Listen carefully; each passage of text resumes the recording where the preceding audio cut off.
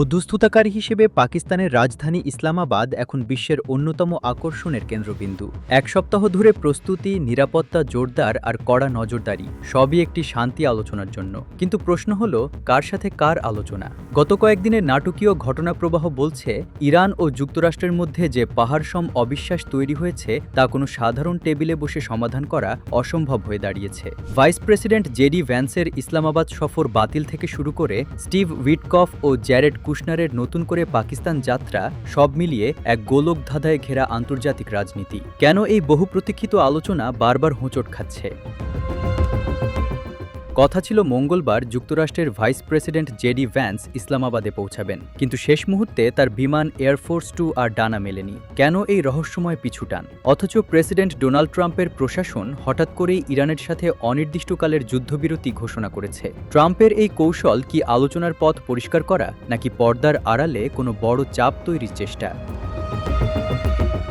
White house বলছে, শনিবার ট্রাম্পের বিশেষ দূত স্টিভ উইটকফ এবং প্রভাবশালী জামাতা জ্যারেড কুশনার পাকিস্তান যাচ্ছেন। মনে রাখতে হবে, এই কুশনার এবং উইটকফই গত ফেব্রুয়ারিতে ইরানে যৌথ হামলার আগ মুহূর্ত পর্যন্ত তেহরানের সাথে আলোচনা চালিয়েছিলেন, যে কারণে তেহরান তাদের উপর চরম ক্ষুব্ধ এবং তাদের প্রতারক হিসেবে অভিহিত করেছে। এমতাবস্থায় ইরান কি এই বিতর্কিত প্রতিনিধিদের সাথে টেবিলে বসতে রাজি হবে? অন্যদিকে তেহরানের অবস্থান একেবারে পরিষ্কার। ইরানের পররাষ্ট্রমন্ত্রী আব্বাস আরাকচি এখন ইসলামাবাদে, তবে তিনি আসার আগেই যে বার্তা দিয়েছেন তাতে ওয়াশিংটনের কপালে দুশ্চিন্তার ভাঁজ পড়ার কথা। আরাকচি স্পষ্ট জানিয়েছেন তার এই সফর দ্বিপাক্ষিক বিষয়ের ওপর, অর্থাৎ পাকিস্তানের সাথে আলোচনা হবে, যুক্তরাষ্ট্রের সাথে নয়। ইরানের নীতি হল, প্রতিবেশীরাই আমাদের অগ্রাধিকার। আরাকচি শুধু ইসলামাবাদেই থেমে থাকছেন না, তার গন্তব্য এখন ওমানের মাস্কাট এবং রাশিয়ার মস্কো। বিশেষ করে মস্কো সফরটি অত্যন্ত গুরুত্বপূর্ণ।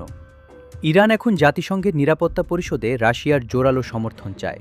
তারা এমন এক গ্যারান্টি চায় যেখানে ভবিষ্যতে ইরানের ওপর কোনো হামলা হবে না বলে নিশ্চয়তা থাকবে। ওয়াশিংটন যখন আলোচনার নামে কালক্ষেপণ করছে, তেহরান তখন মস্কোকে সাথে নিয়ে নিজের প্রতিরক্ষা বলয় শক্ত করতে ব্যস্ত। পাকিস্তান এখানে এক কঠিন ভারসাম্য রক্ষার লড়াই করছে। একদিকে তারা চাচ্ছে দুই পক্ষকে এক টেবিলে বসাতে, অন্যদিকে দুই পক্ষের দাবির মধ্যে রয়েছে বিশাল ব্যবধান। মার্কিন প্রতিনিধি দল চায় ইরানের পারমাণবিক কর্মসূচি সীমিত করতে, যা ইরান সরাসরি প্রত্যাখ্যান করেছে। অন্যদিকে ইরান চায় হামলার স্থায়ী নিশ্চয়তা এবং নিষেধাজ্ঞা তুলে নেওয়া। বিশ্লেষকদের মতে, দুই পক্ষের মধ্যে আপোস করার মানসিকতা এখনও তৈরি হয়নি। বিশেষ করে ফেব্রুয়ারির সেই প্রতারণামূলক হামলার স্মৃতি ইরান এখনও ভুলতে পারেনি। ট্রাম্পের দূতরা চুক্তির আশা দেখালেও তেহরান এখন পশ্চিমা প্রতিশ্রুতির চেয়ে মস্কোর সামরিক সহযোগিতা এবং গোয়েন্দা তথ্য আদান প্রদানকে বেশি গুরুত্ব দিচ্ছে। শেষ পর্যন্ত ইসলামাবাদের এই জট কি কাটবে, নাকি আবারও কোনো সমঝোতা ছাড়াই শেষ হবে ঘণ্টার পর ঘণ্টা চলা বৈঠক? আপাতদৃষ্টিতে মনে হচ্ছে, বিশ্বাসহীনতার এই দেওয়াল টপকে যাওয়া কোনো পক্ষের জন্যই সহজ নয়। যুক্তরাষ্ট্র যেখানে নিজের আধিপত্য বজায় রাখতে চায়, ইরান সেখানে দাঁড়িয়ে আছে নিজের সার্বভৌমত্বের অনড় অবস্থানে। ট্রাম্পের দূতেরা কি এবারও ইরানের ওপর কোনো নতুন চাল চালবে, নাকি মস্কোকে সাথে নিয়ে ইরান এবার পাশার দান উল্টে দেবে?